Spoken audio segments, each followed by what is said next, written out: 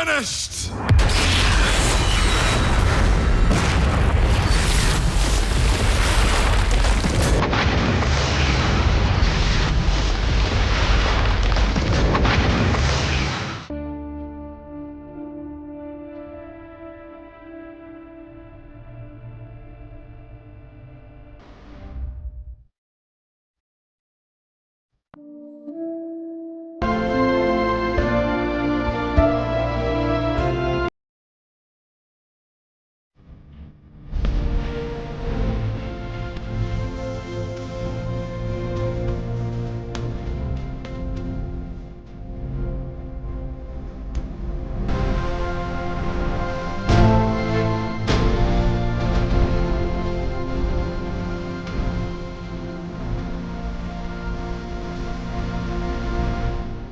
పరిస్థితులు మారిపోతూ ఉన్నాయి. ఆ కాలి నడక వలన, ఆ ప్రయాణం వలన కొంతమంది సొమ్మసిల్లిపోతూ ఉన్నారు. కొంతమందికి దాహం వేస్తుంది, కొంతమందికి ఆకలి వేస్తుంది, సొమ్మసిల్లిపోతూ ఉన్నారు. ఇక అప్పుడు ఏం జరుగుతుందంటే సనుక్కోవడం ప్రారంభమైంది, గొనుక్కోవడం ప్రారంభమైంది కదా. సాధారణంగా మనం కూడా అంతే. పాస్టర్ గారు 1 గంటకు ముగించాలన్నప్పుడు 1 గంటకే ముగించాలి. చాలామంది ఏం చెప్తాము, వాక్యం బాగుందిలే అంటాం. వాక్యం ఎంత బాగున్నా కూడా సమయానికి ముగించాలి. 1 గంట దాటిందా 5 నిమిషాలంటే ఓకే, 10 నిమిషాలంటే ఓకే, ఇంకా అరగంట అయిందా ఇక కడుపులో ఏం పరిగెడుతుంటాయి కడుపులో. ఇక అవన్నీ బయటకు వచ్చి మైండ్లోకి వెళ్ళిపోయి సుప్పనాథోడు సచ్చినోడు ఏం చెప్తున్నాడు, వాక్యం సాల్లయ్యా ముగించయ్యా, లేనిపోయిన మాటలన్నీ వచ్చేస్తాయి. ఇంకా ఎక్కడికి వస్తాయి అవన్నీ? తెర మీదకి రావు, మనసులోకి వస్తాయి. అబ్బో సాల్లే, ఇంకా ఎవరైతే ఆ చివరిలో షుగర్ నాయన ఉంటాడో, సాల్లో అబ్బో ముందు మాకు భోజనాలు పెట్టు ఏంటంట. కాబట్టి ఆ అనేవాళ్ళకి రైట్ కాదు అది, బోధించే వాళ్ళకి కూడా రైట్ కాదు అది, బోధించే వాళ్ళు కూడా రైట్ కాదు అది. ఎందుకోసం? బోధించే వాళ్ళు సమయాన్ని బట్టే బోధించాలా. నేను బాగా చెప్పగలను చెప్పేసి ఇప్పుడు నేను ఉన్నాను, నేరుగా కంటిన్యూగా 4 గంటలు చెప్తా వాక్యం చెప్పంటే ఏమైతే అప్పుడు అందరు కింద పడుకున్న తర్వాత వింటా ఉంటారు. అది కరెక్ట్ కాదు, అది తెలుసుకోరు వీళ్ళు, ఇంకా మేలుకోరు. ఇంకా ఏం చెప్తారు? కొన్ని సభలకు వెళ్తే రాత్రి 10 గంటలకే అంటారు, ఆ స్పీకర్ 12 గంటలకు వస్తాడు. కొన్ని సభలకు వెళ్తే 10:30 ముగించేస్తామంటారు, 12:30 కూడా ముగించరు. అది గమనించండి. కాబట్టి ఏం తెలుసుకోవాలి మనము అంటే, వాళ్ళు అంటూ ఉన్నారు ఇక్కడ, ఇశ్రాయేలు ప్రజలు సనుగుతూ ఉన్నారు, సొమ్మసిల్లిపోయి ఇక వాళ్ళు దేవునికి వ్యతిరేకంగా మాట్లాడటం ప్రారంభించారు, మోషేకి వ్యతిరేకంగా మాట్లాడటం ప్రారంభించారు.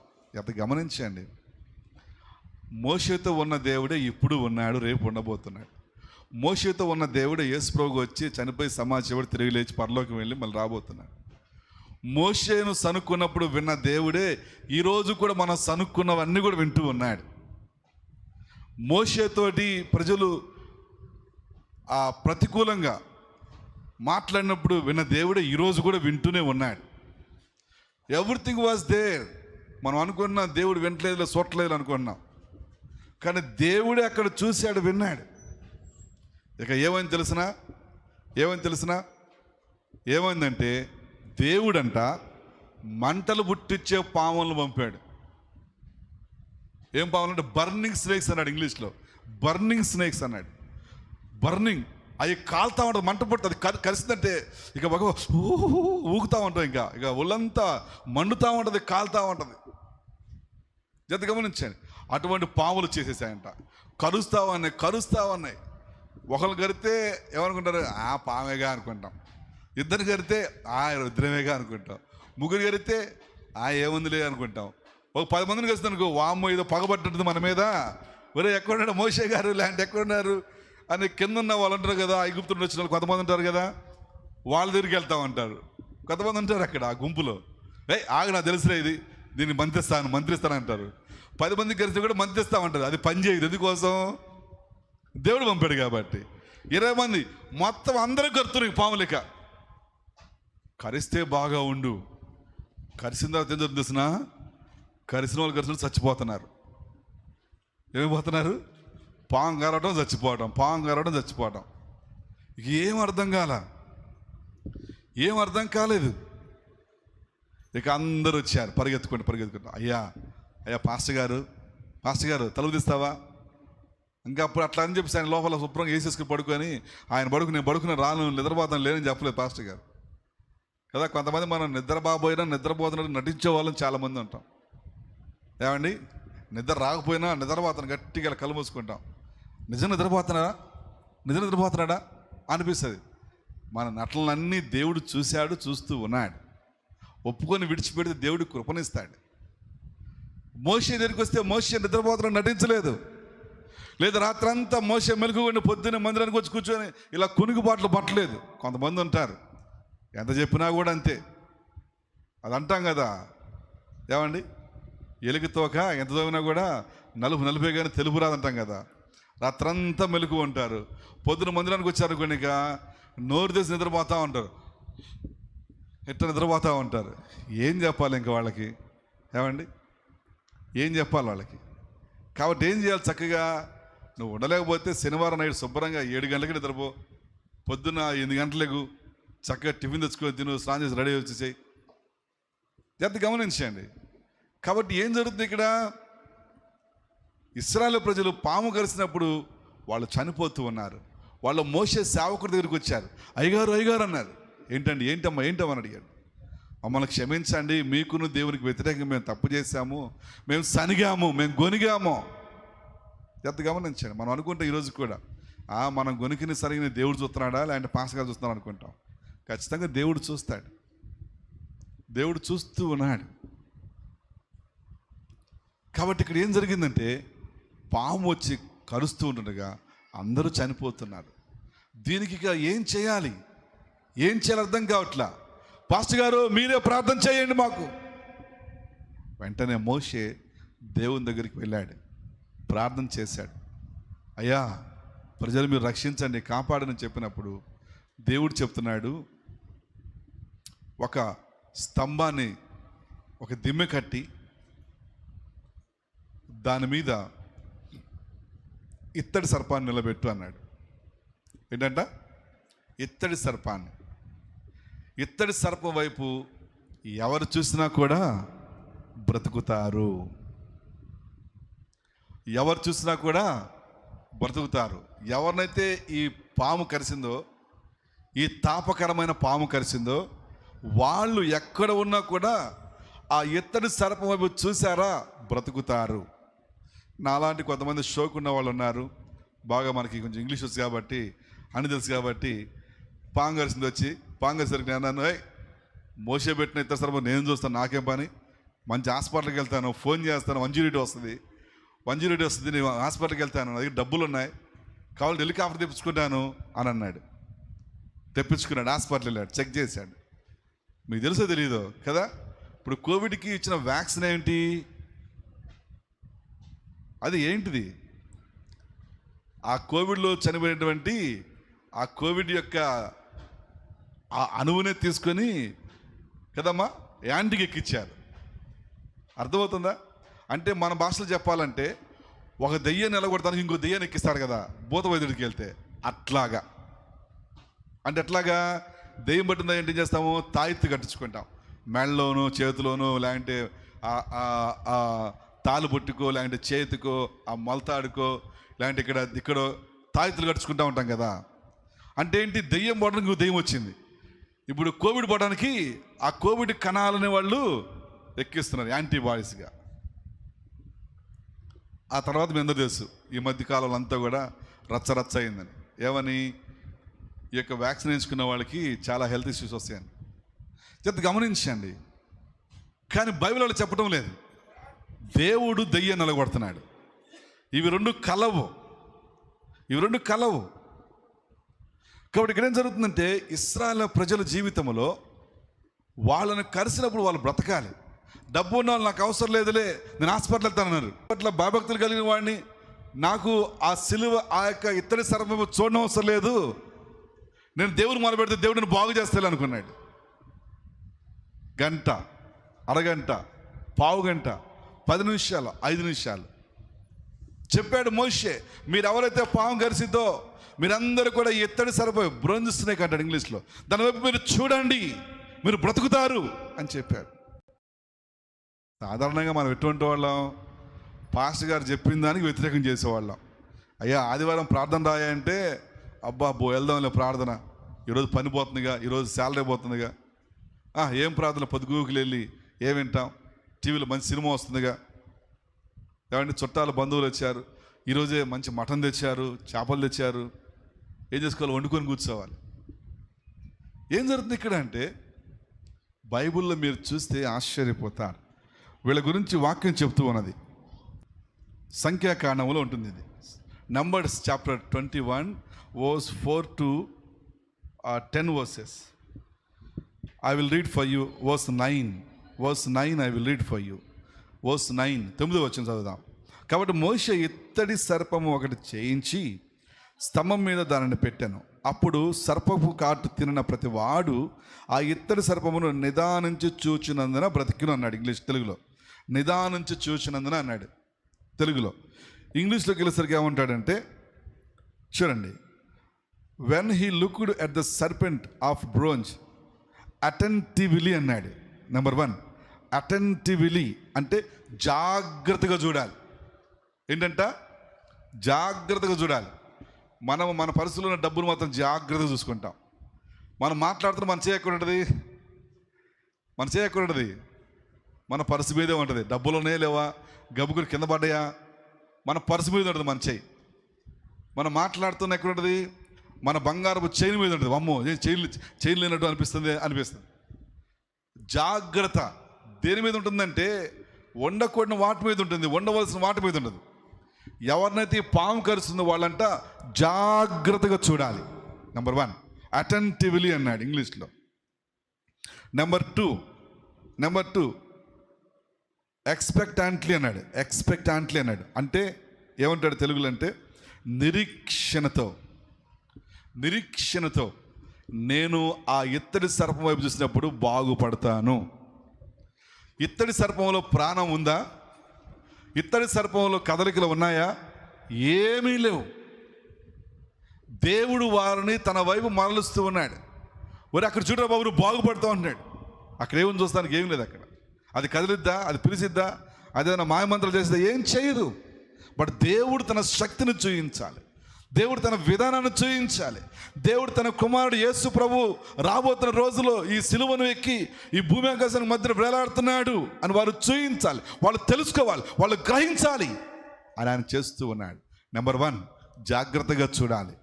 అందుకే బైబిల్ ప్రసంగిలో అంటాడు, నువ్వు మందిరమునకు పోతున్నప్పుడు నీ ప్రవర్తన గురించి జాగ్రత్తగా ఉండు అంటాడు. నువ్వు ఎట్లా మాట్లాడుతున్నావో, నువ్వు ఎట్లా ప్రవర్తిస్తున్నావో, నువ్వు ఎట్లా జీవిస్తున్నావో, నువ్వు ఎట్లా దేవునికి ఇస్తూ ఉన్నావో, నువ్వు ఎట్లా కుటుంబంలో ఉన్నావో, సంఘంలో ఉన్నావో, సేవకులతో ఉంటున్నావో, సమాజంలో ఎట్లా ఉంటున్నావో, నీ గురించి నువ్వు జాగ్రత్తగా చూసుకోవాలి అంటున్నాడు. నెంబర్ 1 జాగ్రత్త. నెంబర్ 2 నిరీక్షణతో అన్నాడు. నిరీక్షణ. కాబట్టి మనందరికీ ఒక నిరీక్షణ ఏంటంటే ప్రభువైన యేసుక్రీస్తు. హల్లెలూయా. నిరీక్షణతో. 3వది ఏం చెప్తాడంటే అండ్ విత్ స్టడీ అన్నాడు. స్టడీ అంటే ఏంటి? స్థిరంగా. అప్పుడప్పుడు అంటుంటాం కదా, ఈ తాగుబోతులు చూస్తే ఏమంటుంటాము, ఒరే స్టడీ నిలబడరా బాబు అంటాం. లేదా పిల్లలకి మనం కొలత కొలుస్తూ ఉంటాం, సైజు హైట్ చూస్తూ ఉంటాం. హైట్ నిలబడి ఏం చేస్తారు, నిలబడు ఇట్ట ఊగుతూ ఉంటారు. రే స్టడీ నిలబడి అంటారు, ఇలా నిలబడా స్టడీగా అంటే స్థిరంగా. నిన్ను పాము కలిసి అక్కడ పడిపోయావు, కొట్టుకులాడుతున్నావు, నువ్వు అక్కడ ఆగిపోవాలి, స్థిరంగా ఉండాలి నువ్వు. అంటే స్థిరమైన విశ్వాసము యేసయ్యపై ఉంచాలి, స్థిరమైన విశ్వాసము ఆయన శిలువ త్యాగంపై ఉంచాలి. ఈ రోజుల్లో మనం చూస్తున్నాం, చాలామందికి స్థిరమైన స్థితి లేదు, స్థిరమైన విశ్వాసము లేదు, స్థిరమైన బుద్ధి లేదు, స్థిరమైన ఆలోచన లేదు. నన్ను దేవుడు చూసుకుంటాడు, నాకు దేవుడు సహాయం చేస్తాడు, నాకు దేవుడు మేలు చేస్తాడు, నా కుటుంబాన్ని దీవిస్తాడు, నన్ను వర్ధిల్ల చేస్తాడు, ఇదిగో నన్ను పట్టించుకునే దేవుడు నాకు ఉన్నాడో అన్న స్థిరమైన ఆశ లేని వాళ్ళు కొకొల్లుగా ఉంటూ ఉన్నారు. కాబట్టి ఏం చెప్తున్నా ఇక్కడ మోషే అంటే, మీరు స్థిరంగా ఉండాలి. 4వది ఆయన చెప్తున్నాడు చివరిగా. ఏం చెప్తున్నాడంటే ఏం చెప్తున్నాడంటే అబ్జర్వింగ్ గేజ్ అన్నాడు. అంటే అబ్జర్వింగ్ గేజ్ అంటే మీ దృష్టి కేవలము ఆ యొక్క ఇత్తడి సర్పం మీదే ఉండాలి, అక్కడే చూడాలి. ఇన్ని చేయాలి ఆ వ్యక్తి బాగుపడాలంటే, ఆ వ్యక్తి మరణాన్ని జయించాలంటే. అలాగున వాడు చేశారు. బైబిల్ అంటుంది, యోహాను సువార్త 3వ అధ్యాయము 14-15 వచనాలు అంటుంది. John chapter 3 verse 14 and 15 says, John chapter 3 verse 14 and 15 says, అరణ్యములో మోషే సర్పమును ఎలాగూ ఎత్తెనో అలాగే విశ్వసించు ప్రతి వాడును నశింపక ఆయన ద్వారా నిత్య జీవం పొందినట్లు మనుష్య కుమారుడు ఎత్తబడవలను. హల్లెలూయా, హల్లెలూయా, హల్లెలూయా. మనుష్య కుమారుడు ఎత్తబడవలను. ఇదంతా సిలువ దగ్గర జరుగుతున్న సంభాషణ, సిలువ దగ్గర జరుగుతున్నటువంటి స్థితిగతులు మనం చూస్తూ ఉన్నాం. కాబట్టి కుడివైపున ఉన్న దొంగ యేసయ్యతో మాట్లాడుతూ ఉన్నాడు. జాగ్రత్త గమనించండి. అతను అప్పటి వరకు ఎలా ఉన్నాడు అంటే, నేను పాపిని అంటున్నాడు. మనం ఇద్దరము కూడా బందిపోటు దొంగలం, మనం మోసగాళ్ళము, మనం చెడ్డవాళ్ళము అంటూ చివరిలో ఒక మాట చెప్తున్నాడు. ప్రభువా, నువ్వు నీ రాజ్యంతో వచ్చినప్పుడు నన్ను జ్ఞాపకం చేసుకోవా అన్నాడు. జాగ్రత్త గమనించండి. ఎప్పుడైతే యేసు ప్రభు గురించి ఆయన మంచివాడు అన్నాడో, దేవుని మంచి అతనిలోనికి వెళ్ళిపోయింది.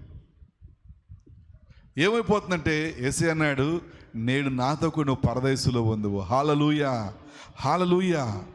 ఈ యొక్క ఘోరమైన బందిపోటు భవిష్యత్తు మారిపోయింది. ఇక్కడ దేవుడు క్రొత్త స్థితినిస్తూ ఉన్నాడు. అతను చేసిన శిక్షకు అతను బలైపోవాలి. అతని నిమిత్తము కూడా యేసు చెప్తున్నాడు, నాతో నువ్వు పరదేశంలో ఉంటావు, నీకోసం కూడా వెల చెల్లిస్తూ ఉన్నాను. నువ్వు నన్ను అంగీకరించావు, నువ్వు నన్ను నమ్ముతున్నావు కాబట్టి నీకోసం వెల చెల్లిస్తున్నాను. పెద్ద గమనించాను. బైబిల్ అంటుంది, 2వ కొరింథీ పత్రిక, బైబిల్ అంటుంది 1 కొరింథీ పత్రిక 15వ అధ్యాయం 19 వచనం. 1 Corinthians chapter 15 verse 19. 1 కొరింథీ 15వ అధ్యాయము 19వ వచనం. 19వ వచనం. ఈ జీవిత కాలము మట్టుకే మనము క్రీస్తునందు నిరీక్షించు వారమైన ఎడల మనుషులందరికంటే దౌర్భాగ్యులము. ఏంటంట? ఈ జీవితం కొరకే, అంటే ఈ లోకంలో జీవించిన మట్టుకి మనము దేవుళ్ళ విశ్వాసం వచ్చినట్లయితే మనుషులందరికన్నా దౌర్భాగ్యం అంట. కాబట్టి నువ్వు దేనికి నమ్మావు? ప్రశ్న. ఈ లోకములోను, ఈ లోకం విడిచిపెట్టిన తరువాత నిత్యత్వంలో యుగయుగాలు ఆయనతో ఉండాలి. నిత్యత్వంలో ఆయనతో యుగయుగాలు ఉండాలి అంటే ఈ లోకంలో ఉంటుండగానే మనల్ని మనం సరి చేసుకోవాలి. మనల్ని మనము ప్రతి పరిస్థితి నుంచి బయటకు రావాలి. ఇలా చెప్పనివ్వండి, ఒక తల్లి గర్భములో బిడ్డ నెలలు నిండుతూ ఉంటుండగా బిడ్డ కోసము తల్లి, తండ్రి, డాక్టరు అందరూ పని చేస్తారు. చేస్తారా చేయరా? అమ్మా చేస్తారా చేయరా? అందరూ పని చేస్తారు. కడుపులో బిడ్డ మేము చూస్తూ ఉన్నాం. రైనీని మాకు వాళ్ళు స్కానింగ్లో ఆ యొక్క ఆ కంప్యూటర్లో మాకు చూపిస్తున్నారు. ఇదిగో బిడ్డ, ఇదిగో తల, ఇదిగో చేతులు ఆడిస్తున్నారు, ఇదిగో కాళ్ళు ఆడిస్తున్నారు. ఇప్పుడు కూడా చూపిస్తుంటారు. మనం వెళ్తే హాస్పిటల్కి వెళ్తే అన్నీ వాళ్ళు చూపిస్తూ ఉంటారు. మీ బిడ్డ యాక్టివ్గా ఉన్నాడు, మీ బిడ్డ బాగుంది, మీ బిడ్డ ఆరోగ్యంగా ఉంది. దే వర్క్ ఆల్ టుగెదర్ కదా. తల్లి, తండ్రి, డాక్టర్ గారు, హాస్పిటల్ సిబ్బంది అంతా కూడా కడుపులో బిడ్డ చూస్తున్నారా? దేశీ కడుపులో బిడ్డ కనబడుతున్నారా? కనబడ్డ బయటికి, కానీ తెరలో చూస్తున్నాం మనం. కడుపులో బిడ్డ ఎట్లా మనం చూడలేం. ఏదో బ్లాక్ ప్రింట్లో మనం చూస్తున్నాం తప్ప రియాలిటీగా మనం చూడలేం. అలాగనే ఈ లోకంలో మనం సరి చేసుకున్నప్పుడు, మనం పూర్తిగా క్రీస్తునందు సంపూర్ణంగా అయినప్పుడు మాత్రమే పరలోకములకు మన ప్రవేశం. ఈ సిలువలో ఉన్న దొంగ యేసు ప్రభుని అంగీకరించి యేసు ప్రభుతో మాట్లాడి తన యొక్క నిత్యత్వాన్ని స్థిరపరచుకున్నాడు, క్రొత్త జీవితాన్ని స్థిరపరచుకున్నాడు. సిలువ యొక్క శక్తి బందిపోడు దొంగకి అవకాశం ఇస్తే నీకు నాకు దేవుడు ఇవ్వడా? బందిపోడు దొంగ కన్నా హీనమైన వాళ్ళము మనము. దేవుడు ప్రేమిస్తూ ఉన్నాడు. నువ్వు ఏ పరిస్థితిలో ఉన్నా కూడా ఒక తల్లి గర్భంలో ఉన్న బిడ్డను మనం చూడం, కానీ బిడ్డ కాళ్ళు, చేతులు, గుండె, హార్ట్ బీటు అన్నీ ఎలా ఉన్నాయో స్కానింగ్ చేసి చూస్తారు. చూడరా, ఏమో మీకు చూడలేదేమో, మాకైతే చూశారు పాస్టర్ గారికి. ఎవరు చెప్పట్లా మరి మీరు? అమ్మా డాక్టర్ గారు చూస్తారు చూడరా, అన్నీ చూస్తారు. నెంబర్ 1. నెంబర్ 2, ఆ బిడ్డ ఈ లోకంలోకి వచ్చిన తరువాత కూడా చిన్నపిల్లల డాక్టర్ గారు కదా, మన డాక్టర్ గారు ఉన్నారు, గుమ్మడి ఆనందబాబు గారు ఉన్నారు. వెంటనే ఆయన పరిగెత్తుకుంటే ఎక్కడున్నా ఏ హాస్పిటల్లో పిలుస్తారు ఆయన సార్ గారు పిలిచి బిడ్డ ఎట్లా ఉన్నాడు, యాక్టివ్గా ఉన్నాడా లేడా. మనం చూస్తున్నాం జాయ్ విషయంలో డాక్టర్ గారు చెప్పాడు, అయ్యా జాయిని మేమేం చెప్పలేం, తండ్రిని రండయ్య అన్నారు. తల్లి ఏమో హాస్పిటల్లో ఉన్న, తండ్రి వచ్చాడు. ఆ జేమ్స్ గారు రండయ్య లోపల పిలిచారు. లోపలికి వెళ్ళాం. ఏంటి సార్ అంటే, అయ్యా ఈ 2 రోజులు మేమేం చెప్పలేం, నా చేతిలో లేదు, నా ప్రయత్నం నేను చేస్తాను, మీరు ప్రార్థన చేయండి అన్నారు కదా. అందరం కూడుకొని ఇక్కడ ఉపవాసం అన్ని ప్రార్థన చేశాం. ఆ తర్వాత భర్త ఆ పెద్దమ్మ దగ్గరికి వెళ్ళి చెప్తున్నాడు, అమ్మ బిడ్డ అన్ని అవయవాల లోపాలతో పుట్టాడంట, డాక్టర్ గారు అబ్బా బిడ్డ సరిగ్గా లేడంట, మరి ఉండొచ్చు అని చెప్పుకున్నాడు ఏదో మొత్తానికి. ఆ తర్వాత మాకు చెప్పాడు. ఆ తర్వాత శనివారం ఆదివారం గడిచింది. సోమవారం డాక్టర్ గారు ఆయన రూమ్ పిలిచారు. నన్ను పిలిచి, పాస్టర్ గారు మీరు చేసిన ప్రార్థనలు బిడ్డను బ్రతికించాయి, హల్లెలూయా. ఎందుకన్నా సజీవమైన సాక్ష్యం ఏముంది, దేవుడు స్వస్థపరిచేవాడని. ఎందుకన్నా దేవుడు గొప్ప అద్భుతాలు చేసేవాడు, సజీవమైన సాక్ష్యం ఏముంది, Joy life was changed totally. అంటే ఏం చెప్తున్నాను ఇక్కడంటే, బిడ్డ పుట్టిన తర్వాత కూడా 2వ స్టెప్లో కూడా తల్లిదండ్రులు, డాక్టర్లు అందరూ కలిసి ఆ బిడ్డను కొడతారు అని వాడు ఏడవాలి. ఏడిస్తే ఆరోగ్యంగా ఉండండి, అంతే కదమ్మా. ఏడకపోతే వాళ్ళ ఏదో ప్రాబ్లం ఉంది. ఆ ప్రాబ్లం కూడా ఏం చేయాలి, ఇప్పుడు వెంటనే డాక్టర్ గారు తెలుసుకొని దాని తగ్గ ట్రీట్మెంట్ ఇవ్వాలి. అప్పుడు బిడ్డ ఆరోగ్యకరంగా ఉంటాడు. మనము కూడా పరలోకం వెళ్ళాలంటే ఇక్కడున్న ప్రాబ్లమ్స్ అన్నీ కూడా సాల్వ్ చేసుకోవాలి. అర్థమవుతుంది నేను చెప్పేది అదనమాట. ఏ ప్రాబ్లం ఉన్నాయి, అబద్ధం ఆడుతున్నావా, ఇక అబద్ధం ఆడకూడదు. కోపడుతున్నావా, ఇక కోపడకూడదు. దూషిస్తున్నావా, నిందిస్తున్నావా, ద్వేషిస్తున్నావా, వాటిని విడిచిపెట్టాలి. అప్పుడే నువ్వు పరలోకం వెళ్తావు. ఈ దొంగ ఒప్పుకున్నాడు, ఒరే మనం ఈ స్థానంలో ఉన్నాము, ఇది మనకు తగును. The power of cross. మనం ఈ స్థితిలో ఉన్నాం, మనదంతా చేశాం, మనకి ఇది తగును. ఆయనలో ఏ పాపము లేదు, ఆయన తప్పు చేయలేదు. గత గమనించాను. సిలువ ఏం చేస్తుందంటే మనిషి జీవితాన్ని, మనిషి గమ్యాన్ని, మనిషి నిత్యత్వాన్ని మార్చివేస్తుంది. హల్లెలూయా.